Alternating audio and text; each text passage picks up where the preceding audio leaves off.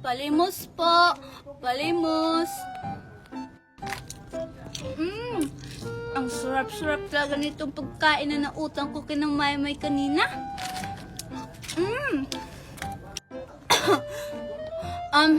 Bata, palimos. Ha, ano? Ikaw, manglilimos sa akin? Itignan mo nga yung itsura mo. Ang dumi-dumi mo. Tapos, ang pangit-pangit pa ng mukha mo. Grabe ka naman sa akin, bata. Sige na, bata, palimos ako. Kahit kunti lang. Mabawasan lang yung gutom ko. Ayoko nga. Kulang pa nga to sa akin. Kung gusto mong makakakain, magtrabaho ka. Ang tanda-tanda mo na, pero nanglilimos ka lang.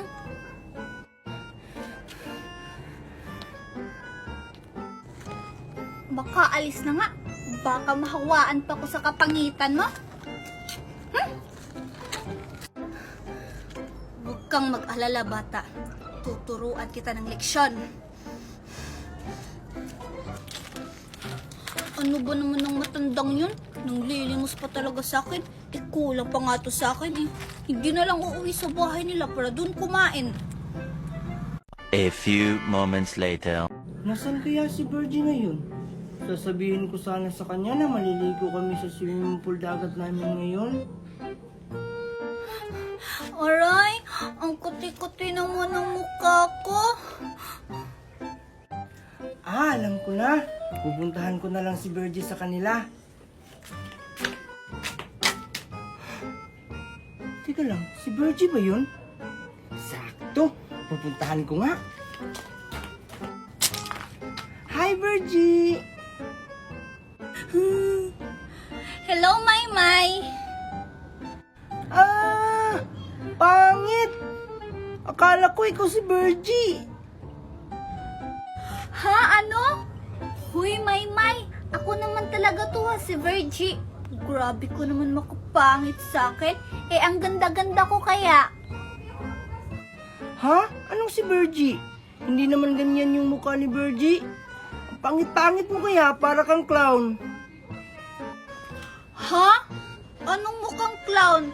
Ano bang pinagsasabi mo, Maymay? Totoo naman yung sinasabi ko ah.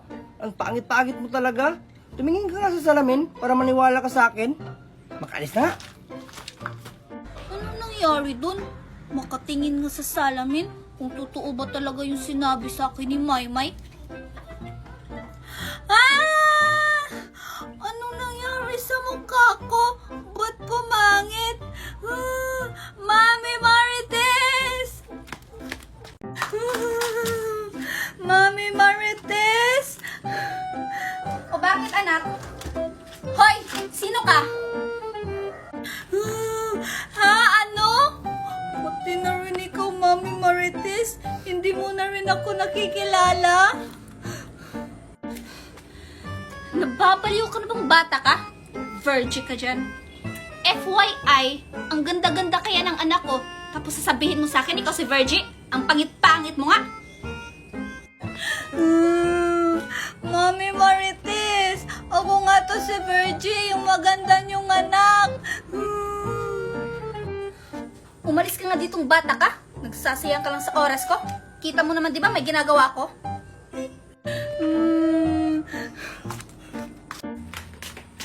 Hi po, Aling Marites. O bakit? Bakit andito yung anak ni Corazon? Aling Marites, nasan po si Virgie? Bakit? Bakit mo hinahanap yung anak ko, ha? Kasi po, maglalaro sana kami. Tapos, maliligo kami sa swimming pool dagat namin. Ganun ba? Hindi ko alam kung nasan si Virgie. At hindi ko rin alam kung saan gumagala yung batang yun. Ganun po ba? Sige po, aalis na po ako.